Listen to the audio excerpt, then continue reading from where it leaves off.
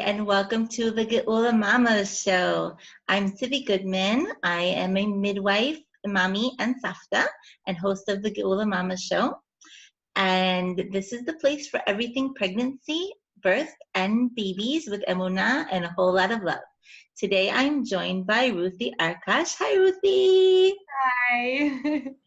Ruthie is originally from London. She made Aliyah to Yerushalayim, where she studied acupuncture and Chinese medicine at Michlelet Reidman. She specializes in women's health, treating women through stages of fertility, pregnancy, and postpartum with Chinese medicine. After an internship in a hospital in China and some months of travel with her husband, Ruthie has returned to Eretz Israel, this time to the north, where she's currently practicing.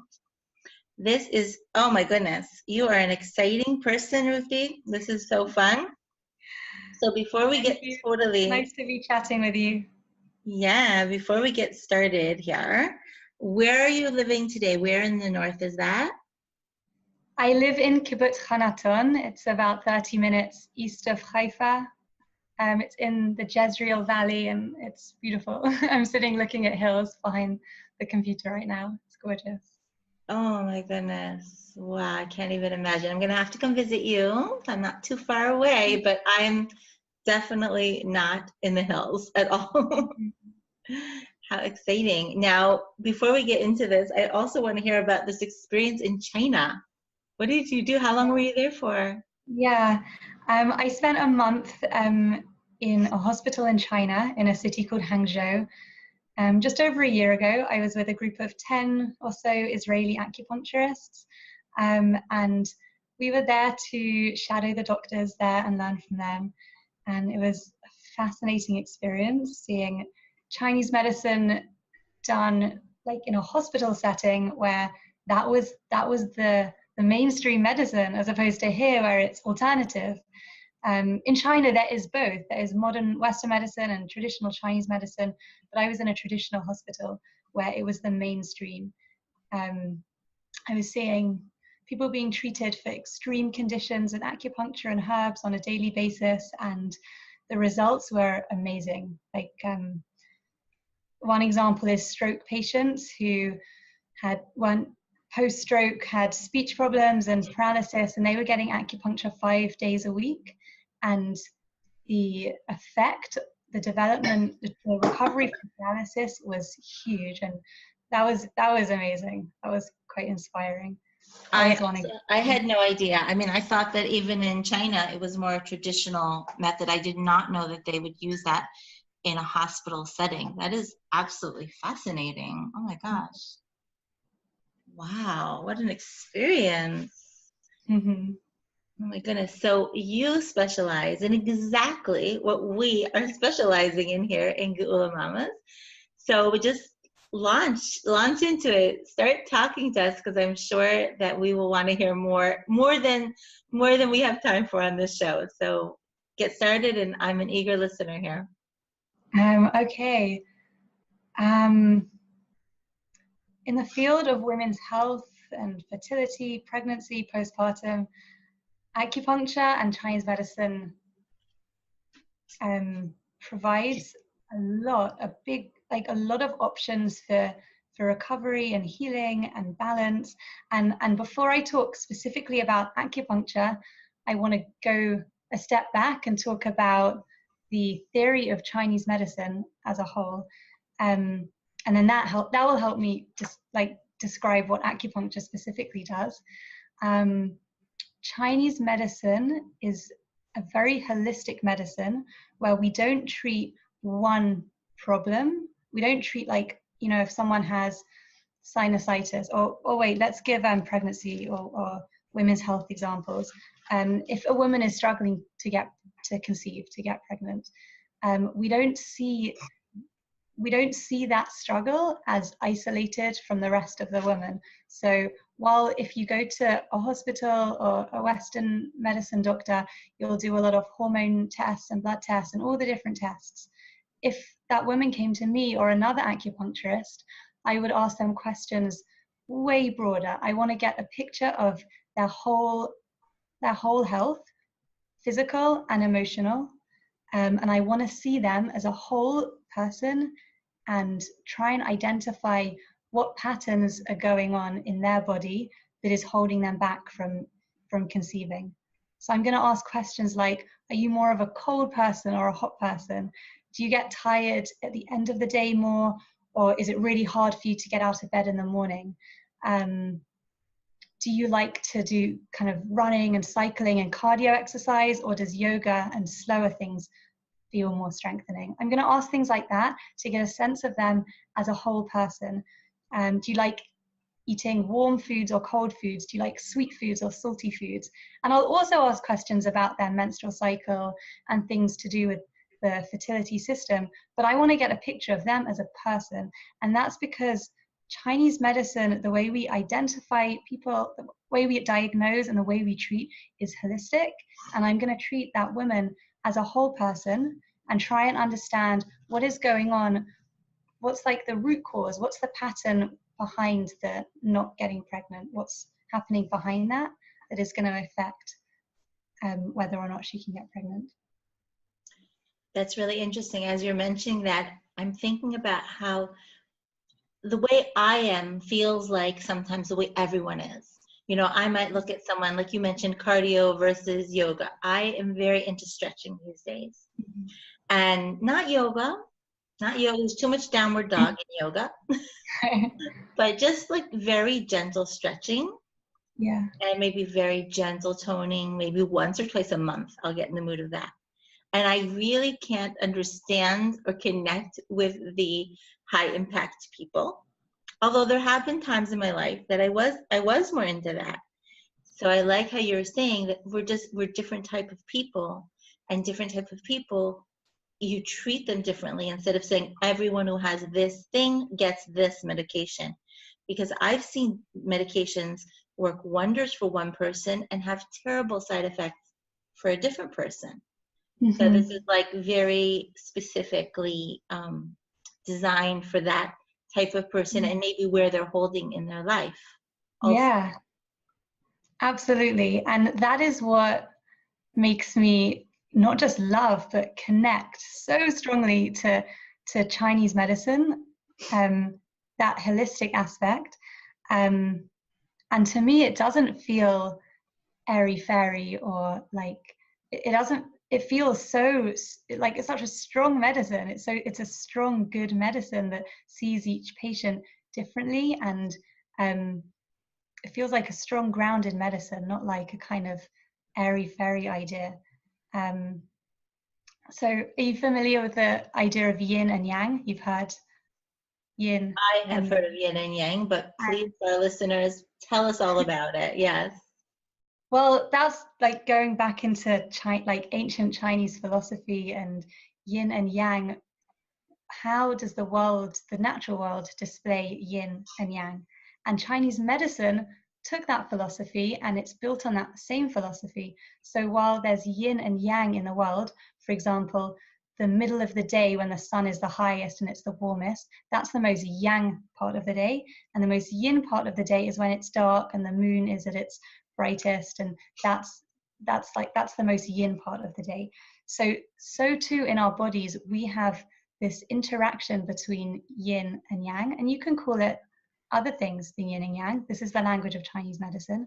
So when I get up in the morning, my body is in a transition from yin to yang, from my yin state of being sleepy and slow and heavy to my yang state of being active, warmer, chatty, moving physically.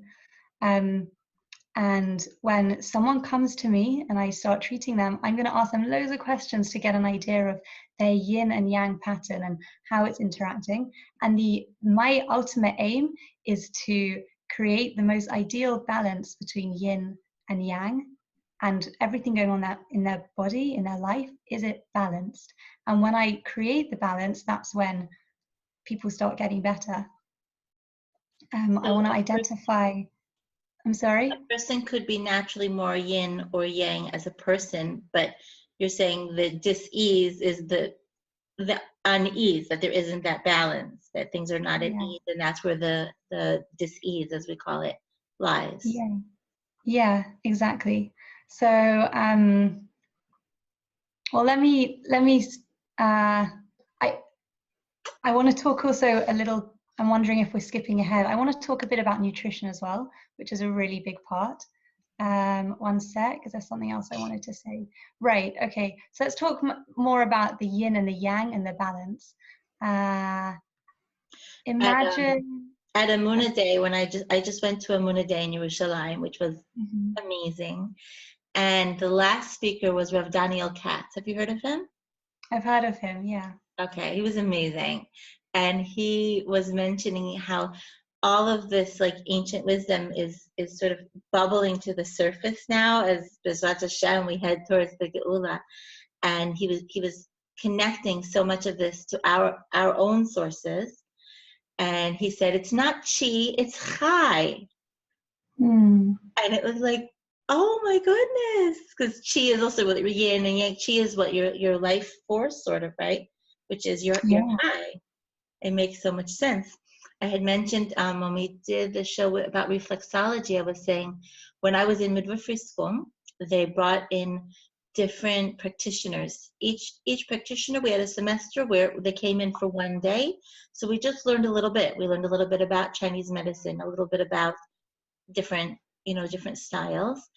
And the lady who came in talking to us about Chinese medicine, she was not Jewish at all. I don't even know if she'd ever met anyone who was Jewish. She seemed to know nothing about it. But she said that it was their sources that said that if you've heard about the Bible, and then there's Abraham in the Bible, and that he had children later on, and he sent them to the east with gifts.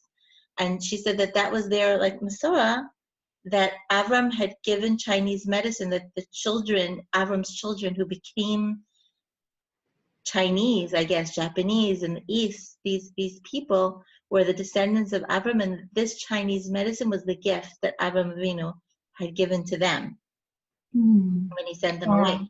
which means that we were supposed to get it purely along with everything else. So by listening to some of the things that Daniel Katz is saying, because I'm absolutely becoming a groupie of his, um, I'm seeing, because he's bringing all this into our text, so I'm able to accept sort of what you're saying as these things are working. We're seeing them work, and you must have absolutely seen it work. If you're in a hospital setting and you're seeing people being healed, you can't close your eyes and say, I've heard people say, no, no, no, no, only Torah, only Torah. This is Kedusha, this is working. You're seeing it working. So let's understand more about it, and hopefully we can figure out why it's Jewish, and why it's Mm, really, it really is ours. It's maybe something that we've lost. So I'm yeah. super excited now to hear more about it. Yeah. Yeah, that's interesting. I think anything to do with healing or medicine, it's an incredibly spiritual work. Like doctors, it's an yeah, it's a spiritual work, getting people better. Um, yeah. So you mentioned chi, which we translate as you can translate as life force, or hai. And the idea of Chinese of treating someone with Chinese medicine is to make their qi or their energy strong and balanced. And the way we do that is through acupuncture, herbs, and nutrition, which balance those. So I'll give an example. Imagine someone who works night shifts and they're always exhausted. They're always at nighttime when they should be resting. They're like active and up, out and about, and in the daytime they're exhausted. Their yin and yang is not at a healthy balance, and their qi is not strong because of that, or their general life energy. Um, and that can So be when one your example. yin and yang are out of balance, that's when your chi is weakened. In other words, you don't feel Yeah, that vitality. right, right. When you're sick and weak and cold and not wanting to move, you're lacking the yang, which is warm and energetic. Um, and when you're working night shifts and you don't sleep enough, then you're lacking the yin, which is slow and grounded. So the idea is to balance them. Let me just say the difference between Chinese medicine and modern Western medicine is in modern Western medicine, we want to fix a disease, right? We have something, a disease is when something isolated isn't working well, right? And health is an absence of disease. Whereas in Chinese medicine, it's not about treating that one disease, but it's maintaining the whole body. So again, when someone comes in, I want to find out what is deficient, what is excess, is there something stuck that's not moving? And there's a few ways that I do that. So one is when someone comes to me, I check their pulse. I go like this and I feel their pulse. And I also look at their tongue. And those are just two things that help me get a sense of that whole person. So imagine you feel the pulse of two different people. One is a big, large, overweight male. He's very red in the face. His pulse is going to be like very fast. It might be pounding. It will feel like thick, like it's taking up space on his wrist. And then think of like someone who's very small and petite. They look pale, they look tired. Feeling their pulse is going to be slow and weak, and it might just take up a very thin, stringy part of their wrist. It might feel stringy instead of thick. So that's an extreme example of how feeling someone's pulse, you get a sense of their body and what's going on. And the tongue is so interesting. Tell us about what you see with people's tongues. Okay, so the tongue, I look at the color, I look at the shape, I look at the thickness, and I look if there's a covering or not. So I'll give an example of color first. If someone's tongue is very red, very heavy, dark red, that points, in fact, not dark red, I'm just going to say bright red, strong red color, that points to a general picture of heat in the body. And if someone's tongue is pale, that points to a general picture of cold. And I'm not going to make a diagnosis on the tongue alone, but the tongue is like one thing that contributes to the whole picture. So if I give an example of a woman who's suffering from morning sickness could be from 6 different things in Chinese medicine. There's 6 different patterns that could create what we call morning sickness. And one of those is when there's heat, and one of them is when there's deficiency, which comes with cold. So in that instance, I'm going to look at the tongue will help me understand, is this woman suffering from a general picture of heat or a general picture of cold? And I'll also ask, like, you know, does putting a warm, like a hot water bottle in your stomach, does that help? Or do you actually find that cooling foods and cooling drinks is helping? So those questions will help me understand what is causing the morning sickness, and then how do I treat them based on that. I'm not going to give just one pill for the morning sickness, but understand the pattern and then try and treat the pattern going on behind it. Yeah, go on. So you're saying that you can actually help us with morning sickness. That is so good. Yeah, I can help. I can't solve it because morning sickness is, it comes from an imbalance of the hormones, and the hormones are imbalanced because there's a baby starting to grow. So I can't, you know, turn it off, but I can certainly aid it and help and soften it. Yeah. With my last baby, I bought these C-bands, like for nausea, and I wore them a little bit, like for morning sickness. And that's acupressure, right? The C-bands would be acupressure, which is also part of Chinese medicine, right? And then there was a vitamin that was supposed to be Chinese herbs that I took. I don't remember. She just turned 9 the other day, so this is a while ago. But I had picked it up in a pharmacy, I think in Yerushalayim, on the corner of Bar Ilan, and it was Chinese herbs, and it did help to some degree. So between the two of those things, I was able to function, at least for that time period. I know some people, though, will have morning sickness throughout their pregnancy, or it'll come back in the 9th month. So that seems like someone who should really go for help. It's not just 2 weeks or something, whatever I had.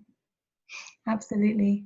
And acupuncture would only be one aspect of the treatment. Nutrition is super important when treating anything to do with fertility, pregnancy, and postpartum. Do you want to talk a bit about nutrition? We're going to talk about whatever you want to talk about because I'm open to learning everything you have to say. So sure. Okay. I used to work with an acupuncturist who, in fact, I still do. I work with someone else now, but I previously worked with someone who, in her speciality was treating fertility through Chinese medicine, and I was still a student, and I learned a lot from her. She told me the story of a woman who went through, for 7 years, she was having IVF treatment in the hospital, and it wasn't successful. And during that time, no one had ever asked her, do you smoke? No one had ever asked her, what do you eat during the day? And she smoked. She was a smoker, and she also most days didn't eat anything, any proper meal, until coming home from work at about 3 or 4 p.m. And in the morning, she might buy herself a coffee or a croissant, and that would kind of sustain her until the end of the workday. And then she'd go home and eat something and eat a meal. And she wasn't asked throughout all the treatments in the hospital about her diet or smoking or other aspects of her lifestyle. And in my eyes, that is not asking those questions and not trying to balance her lifestyle is so lowering her chance of getting pregnant. So nutrition is super important if a woman's trying to get pregnant. And by that, I mean, 3 substantial meals during the day, and 1 in the morning. It's really important to have it, to start to eat within an hour of waking up, and to eat something nourishing and warm if possible. Like I spoke earlier about cold and hot, and is someone more a cold person, more a warm person? So I would ask those questions. I know for me, I'm a cold person, and I need to start the day with something warm. I need a warm bowl of oatmeal, or maybe warm rice and stir-fried veggies if I've got time to make that. And it's the warm food that gets me going for the day. And if I started the day with a smoothie or a cold sandwich, I feel chilled and low energy. So starting the day with something warm is really important. Is that even in the summer? Even in the summer. Mm-hmm. It's less important in the summer, but yes, even in the summer. So the typical, everybody talks about these green smoothies you hear all over the place. I personally, I'm 0 carb / carnivore, so I'm not having any green smoothies anymore, but I've gone through those stages. So you're saying for your personal body, that's just not what's going to give you that healthy feeling. That oatmeal will give you a healthy feeling. So, or like you said, warm rice or something. So that's so important to sort of filter everything that we hear, saying, okay, this might be good, but is it good for me? Do I feel good from it? That's exactly right. And I know when I drink a cold smoothie, I feel cold and chilled, and kind of I clench up inside. Maybe if I'm boiling hot on a summer's day, it might feel good, but in general, it doesn't feel good in my body. So yeah, seeing what feels good in your body, what feels good in your stomach, and what gives you energy, that's really important. And the smoothie might contain really good stuff. It probably contains stuff with really high nutrition, and that's important. But in Chinese medicine, I look at 2 things: what is in the food, and what is the property of how we prepare the food. So the energy of preparing the food is important. So if I'm going to eat something raw, it's very different if I eat something warm. If I eat the same things that are in the smoothie, but I eat those vegetables, I eat them sauteed later on in the day, right? Like sauteed spinach instead of putting spinach in a smoothie. That is much better for my body. So the energy of the food is important. Thinking about proportions. So this would also differ for each person, but I guess the general plate of someone, this is for anyone, but I'm talking especially someone wanting to get pregnant. Imagine a plate, and it could be half vegetables and the other half split into 2, and a quarter would be like animal protein, meat or fish or egg, and a quarter would be grains. So that's quite an ideal plate. And it doesn't always have to be like that. There could also be some kind of legumes, there could be lentils, but that's like a general take, because the vegetables are really important, having a lot of different balanced nutrition from the vegetables. And if you can think about, are the vegetables all one color or different colors? And the different colors gives even more variety. Is there a difference? I mean, that's for someone who's wanting to get pregnant, you're saying. Now we have the stages. So you said the morning sickness. How should someone eat in the beginning of pregnancy for morning sickness? During pregnancy, there's the woman's body has a tendency to have dampness. We call it dampness in Chinese medicine. Dampness is when there's an excess of fluids, and it creates a feeling of lethargy, heaviness, slowness, and also literal fluids. You might have swelling in your legs or edema. During pregnancy, there's more dampness in the body. So during pregnancy, it's recommended that your diet contains less dairy products, less milk products, because it's milk products that increase the dampness. So that's like a general recommendation during pregnancy, to have less milk products. And depending on the person, are they someone who is more, like I said, more cold and hot, or has like, if I see patterns of things being stuck, like blood being stuck, we call that blood stagnation, then I want to give foods that help move that. So it's very individual. The diet recommendation would also be very individual. I had once an experience where I had a very bad ear infection, and nothing I could do would help. And it was during a time where there was a war here in Israel, and so many people from Tzfat were in my yeshuv. I was in a yeshuv just north of Yerushalayim called Kochav Yaakov, and we had a lot of people staying there. So I had gone already to my regular doctor and everything, but I had this woman who was an acupuncturist, and she came over to my house and did a full acupuncture treatment. And she asked me about my diet, and I had been trying to be very healthy at the time, and I was eating a lot of salad and a lot of chopped up cold cucumbers in there. And she said, that's what's going on. And I had to like slow down, or stop or slow down those cucumbers. And she did this treatment, and my ear, within a few hours, everything had drained. By the next day, I was basically healed with all the medicines I had tried. And I'm not a medicine kind of girl, but I had no choice. I mean, I was in a very bad state with my ear. So I took that piece, along. So if it's cold, and one of my kids tends towards ear infections, and he loves cucumbers, and it's now. And sure enough, he started to get an ear infection. I was like, okay, wait, stop, hold the cucumbers. And I started making, again, like you said, cooked hot vegetables. I stopped the dairy. I put a little bit of hot pepper, red hot pepper, in an egg that I made for him with vegetables. And Baruch Hashem, he is completely cured from it. So I'm a big believer in what you're saying. Warm vegetable, like warm cooked food, moves our digestive system. It helps move it.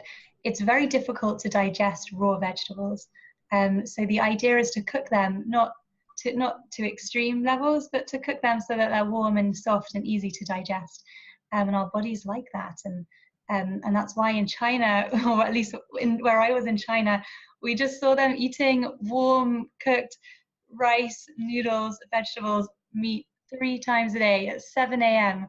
The locals were slurping bowls of noodle soup, and it's warm. It's a good, healthy way to start the day. The traditional way to start the day, actually, in Chinese, in Chinese nutrition, is with a rice porridge. It's called congee. It's kind of like oatmeal, but it's made from rice, and it's even savory. They put soy sauce and pickled vegetables on it, and pickled vegetables also has qualities that really help move digestion. So it's a great way to start the day. With things that are best for your digestion. Amazing. I like to start the day with a cup of warm lemon water. So just hot water with a slice of lemon in, and that's what I drink every day.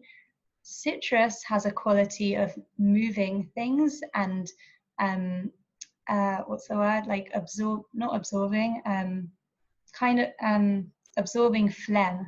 Is that what I mean, absorbing, like making it move? So phlegm, like what we cough up from our throat, it's like thick and it makes things get stuck.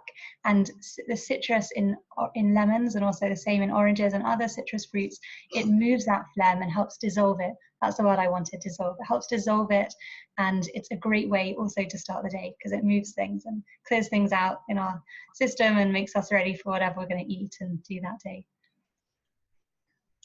Now, during pregnancy itself, so, oh, you know what? I have a different question. So Sure. have we basically covered nutrition, or is there anything else that we want to talk about just in general? Obviously, without coming specifically to a practitioner, nobody can get an exact diet for them. If somebody wanted to know more about how to eat this traditional Chinese way, just in general, is there some sort of resource online or something that they could, what would they even Google search to find out more about this? Yeah, that's a great question. I don't have, I can't think of a resource online right now. I have a book called Healing with Whole Foods. What's it called? Asian Traditions and Modern Nutrition, but that's really a textbook more for practitioners. Is this word Ayurvedic?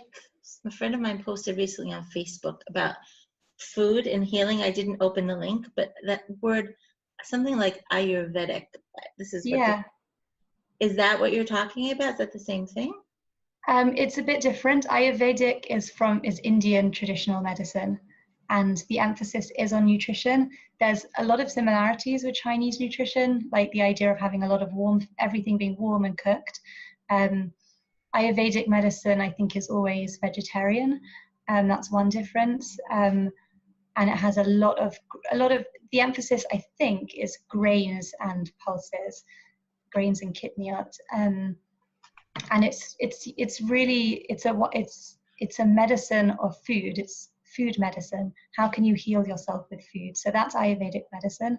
I know less about it, but it has some similarities to Chinese medicine. So if somebody looks up Chinese medicine diet, whatever, I'm gonna hop on and just kind of look it up afterwards because it's just interesting. Yeah. To the traditional Chinese medicine way of eating, do you change according to seasons? When it's hot and cold? Yeah, absolutely. And I learned about that as well. Well, for eating whatever is in season where you live is a healthy way to eat. I talked earlier about how we want to, I don't know if I said this, but we want to try and mimic the natural world in what we're doing in our bodies. A bit like when I said, like, you get up and you want to have the most energy because the sun's getting high. So yeah, you want to see what's going on around you and mimic that. So what's in season around you, you can eat. I've actually been picking rhubarb. Do you know what rhubarb is? No. In English, it's mallow, and it grows. Yes. Right now, it is growing everywhere around me, everywhere. So I can just walk out and pick a big bunch. And then last week, I sauteed it with with onions, and it was amazing.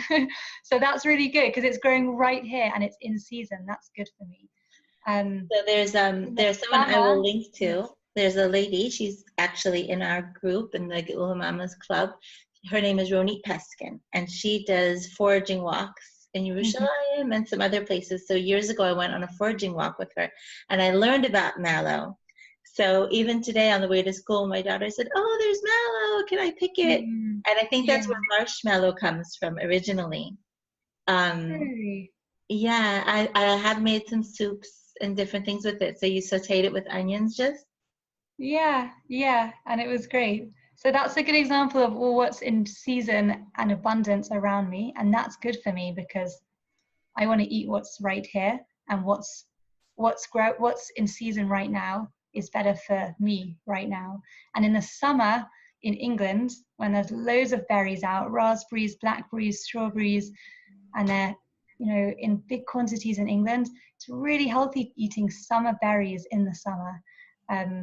And in the winter, you can think more about root vegetables and things that like winter vegetables, root vegetables, soups made from those, that's really good in the winter in Chinese medicine. Again, we're kind of mimicking what's happening outside and having them putting them in our bodies. So a big warm soup for the winter and fresh berries for the summer. You get the idea, and it's quite logical in that way.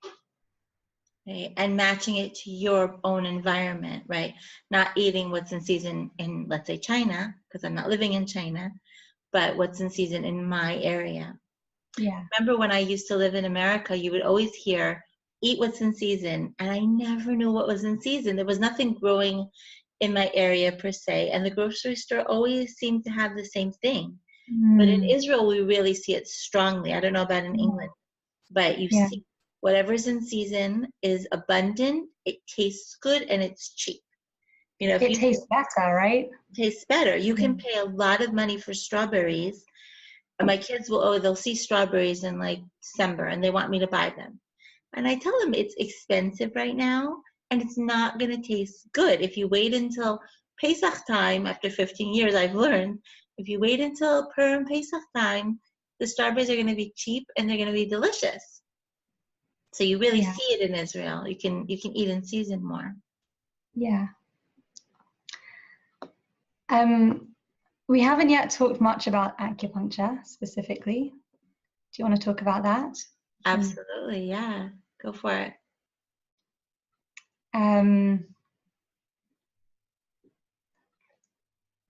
You mentioned, you brought up qi, or which you can call life force or life energy or the energy in you.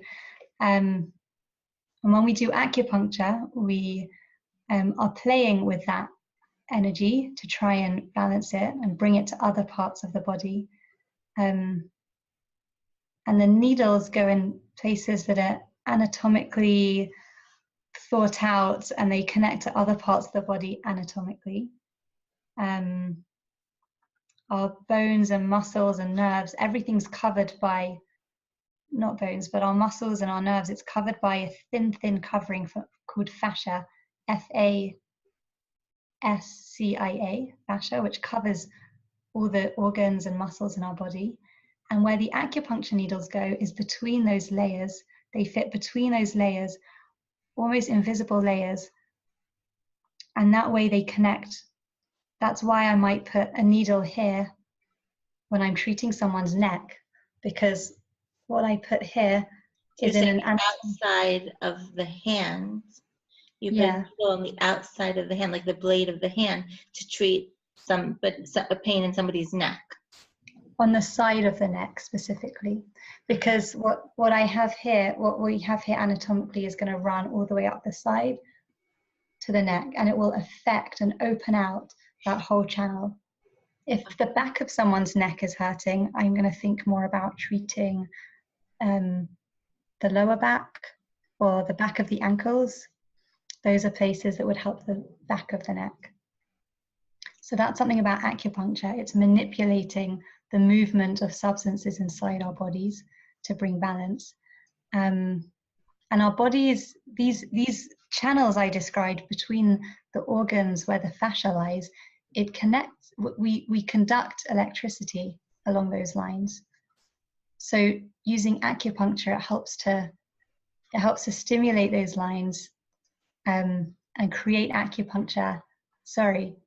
electricity. Does that make sense? I'm wondering if I don't know if this is not so easy to follow. I'm listening. So when you put an acupuncture needle in one part of the body, it's like an electric line that would run across a city. I think so it's running to other parts of the body and affecting a completely, let's say, far away part of the body that might seem far away from me, but if you know the map of these electric lines, you know how they connect and how one affects the other. Yeah, exactly. And where we have this connective tissue called fascia, there's a tiny little vacuum, right? And fascia it's everywhere in the body. It's very strong. It conducts electricity and it even generates its own electricity. And this is why acupuncture works, because the acupuncture channel pathways which we call meridians. They follow nerves, muscles, tendons, and bones in our body, and it explains the acupuncture channels and where they are. And putting a needle in along those lines helps stimulate something. So I'll give a pregnancy example. Have you ever heard of Chinese medicine turning a breech baby? No, I've heard of Chinese medicine doing a lot of things, but you just surprised me here. I've never heard of it turning a breech baby. Tell me more. Yes. Well, this is amazing. And when I first heard of it, I thought, oh, like, that can't be real. I entered the world of Chinese medicine with a lot of skepticism. I come from a family of medicine people and medical people, and much more of a conventional worldview of health and medicine. And that's how I entered the world of Chinese medicine. And I heard of this, like, what? Turning a breech baby? And I thought, no, that's ridiculous. That can't be real. So before we get into the breech baby, I had forgotten to ask you in the beginning. I always love to know how you got involved in this field, and I forgot to ask you, so I figured, okay, fine, whatever. But since you mentioned it, please take a moment, tell us about your journey into Chinese medicine, then we'll go back to the breech baby. This is very exciting. Okay. I was looking to learn something, learn a profession, right? Learn a skill. And I was interested. You have medical people in your family, you said? Yeah, my mum's an optometrist. Her mum was an optometrist. My brother's a doctor. My grandfather was a dentist. And the world I was in England was much more conventional in the way it looks at health and medicine. Even though I knew about acupuncture and I'd heard of it helping people, I didn't know what it did or how it worked. And when I came to Israel, I was looking for something to learn, and I wanted to work with people.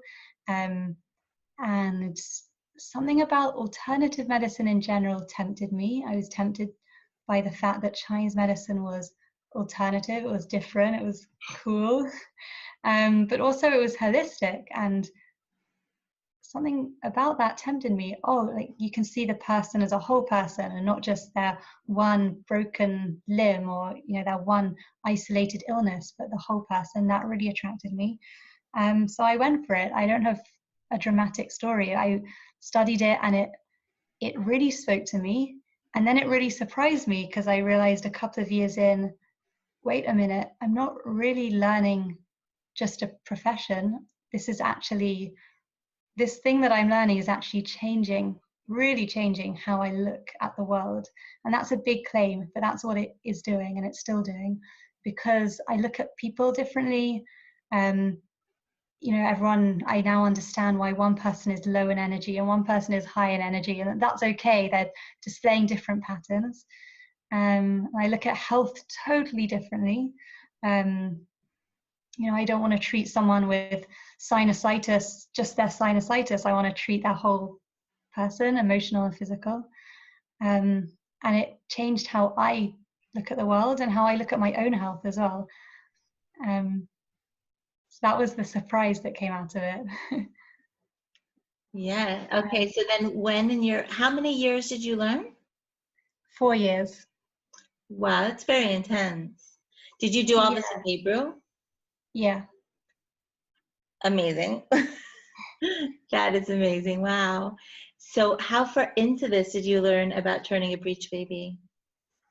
I think maybe I learned that you can do it early on, maybe in my first or second year, but it wasn't until I think my third year when we learned gynecology that I learned the treatment itself.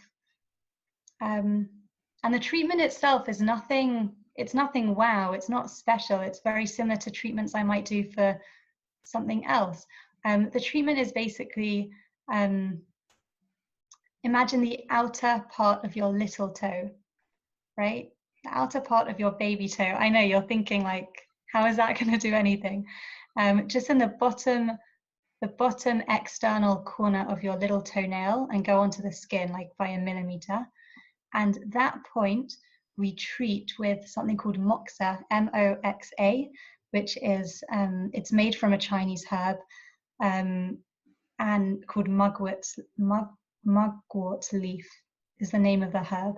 And we basically, there's a few different forms of moxa, but what we do specifically for the breech baby is we have a stick of the moxa, and we light it, so it's like a fat cigar, right? Yeah, exactly. It's like a fat cigar burning this herb, and we light it at one end so that and then you blow out the flame, so it's just like warm and there's embers at one end, and you don't touch the skin, but you hold that above the skin at that point, and you warm that point, and you might do that for 20 minutes a day or twice a day. I can't remember exactly, and it would also depend on the situation.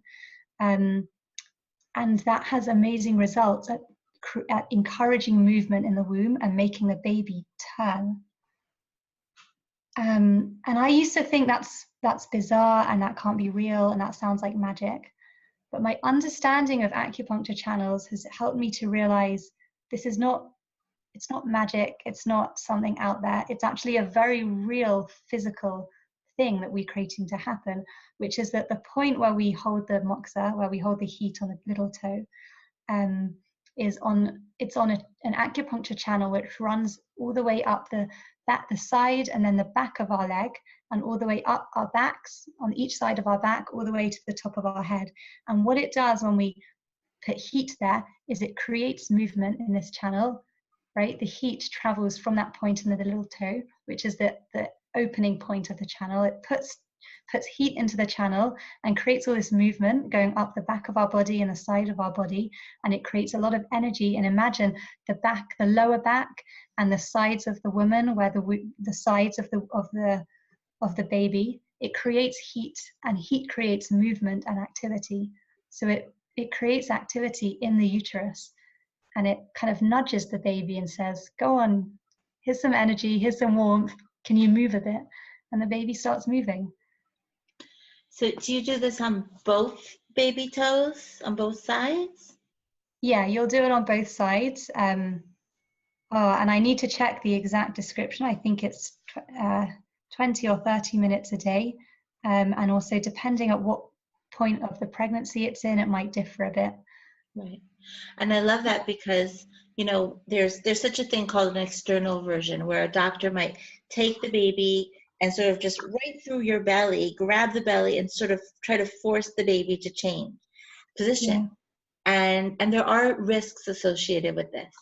And what you're saying is you're warming the baby toes and you're just encouraging this sense of movement. The baby's not going to move if there's any danger in moving. If something's wrong about being head down, the baby will not turn, no matter how much you do this. So I can't even imagine that there's any risks in trying something like that. Oh, there's definitely no risks. There's not a risk in that.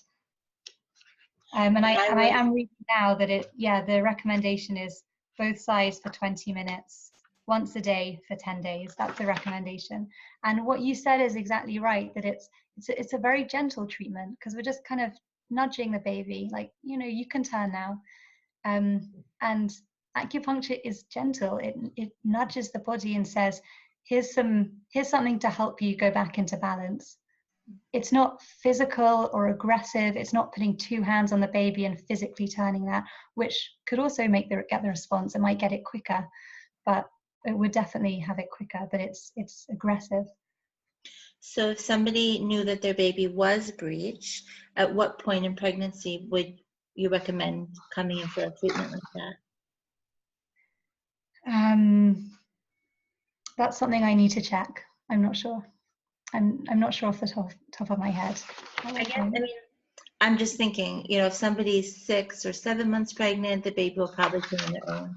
If they're starting the 8th month, it's probably worth checking out, because you don't want to wait until you're already doing, you don't have those 10 days and the baby's starting to run out of room.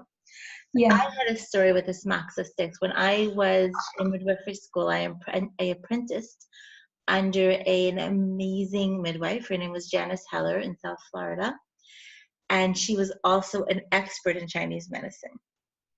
Now, I didn't learn Chinese medicine with her, but since I was there apprenticing as a midwife, sometimes these little tiny nuggets of wisdom would come through. So once I was there, and the lady came in, she had an emergency. So she came into our midwifery time. She was basically hemorrhaging. She was getting her period. She wasn't pregnant, but her period was so strong that it was just like hemorrhaging. And so Janice had me take this matzo stick. That's why I remember it was like a big fat cigar. And I held it over her head. And I don't remember if I moved it over her head or I just held it over her head to, I guess, raise that yin yang, that chi, sort of raising things up. And by the time we finished, she was fine. She wasn't bleeding anymore. So I never learned really more about it. I was just standing there holding this matzo stick. Yeah. But I believe what you're saying must work, because I saw that with my own eyes. Yeah. You were probably on the very top, on the apex of the head. Yeah. It's a point on that same sorry, not the same channel. It's a point on it's a channel called the Dumai, and it's by warming that area, you're bringing energy and strength up to the top of the body.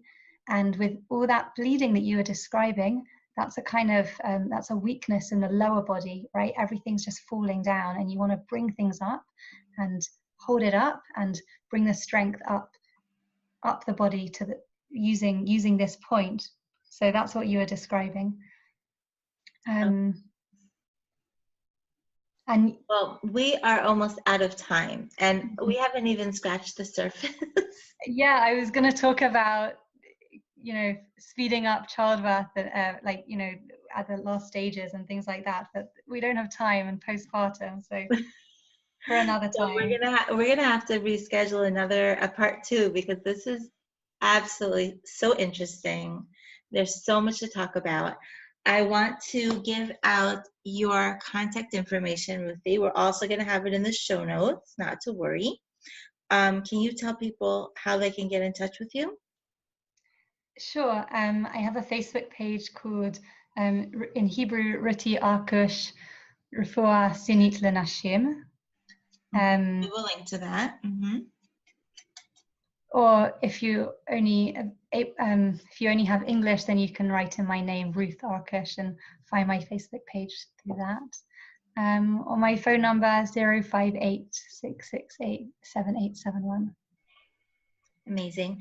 Now, for mentioning Geula Mamas, if somebody schedules a treatment with you, Ruthie, now this is not something you can do via the internet, right? Somebody would have to be in the north. Right. Okay. Which areas exactly do they have to come to where you live, or do you travel to the surrounding areas? Which areas do you service? Right now, mostly where I live, in my clinic at home in Hanaton, and I sometimes do home visits within a 30-minute radius. But if somebody contacted you and they wanted to know someone in their area, at least if it's in Israel, would you be able to somehow connect them with someone in their area, maybe someone you learned with or something? Yeah, absolutely. I have a big network of wonderful acupuncturists in Israel, and I can definitely recommend for different areas. I brought my son. My son was taking Ritalin at the time, a form of Ritalin, and one of the forms that he tried gave him the side effect of having a pretty strong tic. So I went back to the neurologist, and Baruch Hashem, he's not taking anything anymore. We're treating it through diet. But the neurologist, I almost didn't go back, because I didn't want another medication to slap on top of the first medication. But I was really happy that he didn't recommend that. He recommended acupuncture. So I did take my son for a good part of a year, once a week, for acupuncture. He's 10, so he was then about 8.5. And it was effective, but I was very unhappy with the person that we went to. She was a very stressed out type of person, very high energy, and her clinic was very calm, with the rocks and the water, but she was not calm. She could have used a treatment herself. So it's good to see, like, I like the things that you're saying. I could get in touch with you even though maybe you're not close enough for me to take my son to, but you might know somebody that would be Yeah. close enough, that would maybe be more of the style that you learned, because I don't know what she learned, but she made me very stressed. But it still Yeah. did work, so that was amazing. Yeah, well, you brought up something important. We didn't talk about this, but the relationship between the patient and the practitioner is so important. And it's the same in any medical setting.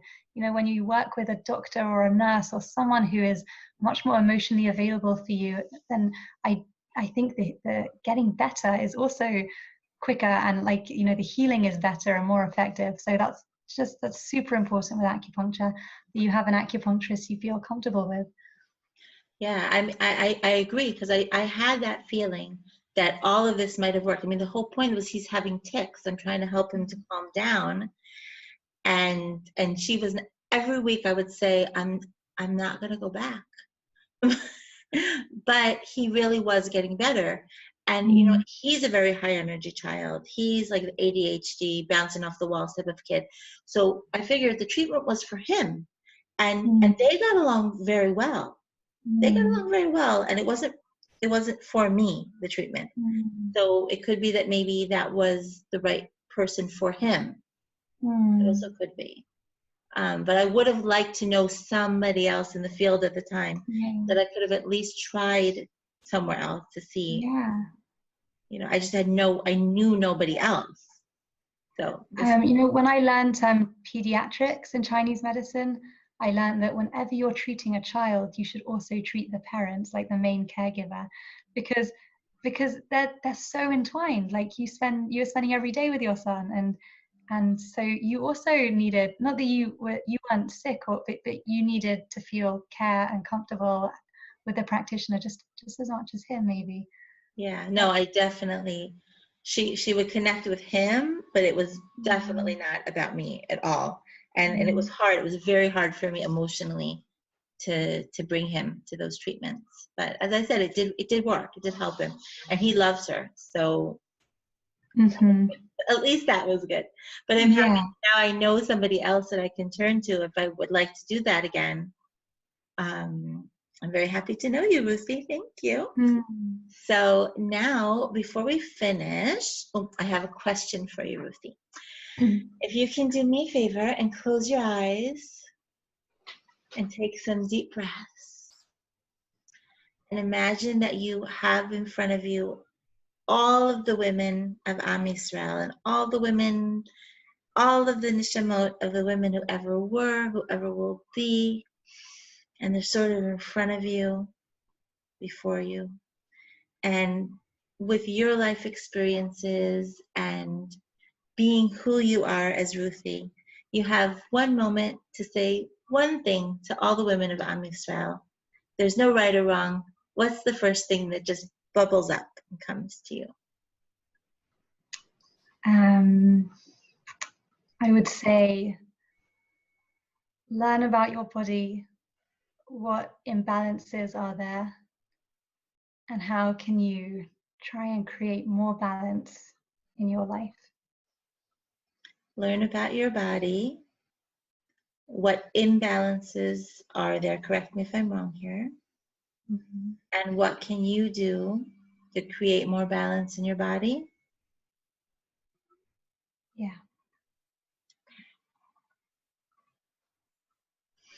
Sitting with that for a moment. That's really beautiful. That feels very grounding and very relaxing to me, because so many of the things that we're doing every day are about balance. I mean, both, you know, they say juggling all your responsibilities, balancing all your responsibilities. That's always challenging as a wife and a mother, and all the different ways we're trying, a daughter, all the different ways we're trying to show up in the world. There's a lot of balance that needs to take place outside of us. And then to sort of bring that in, sort of self-care and learning about the balances within myself. It sounds like it makes me feel like it's very, like an affirmation, you know, very, I guess that chi, maybe it makes my chi, my energy feel really good. Thank you. Okay. So now we are going to give away some Geula Mama magnets. I have Geula Mama affirmation magnets. One of them says, the thing I'm doing right now, that's the thing. That's the most important thing right now.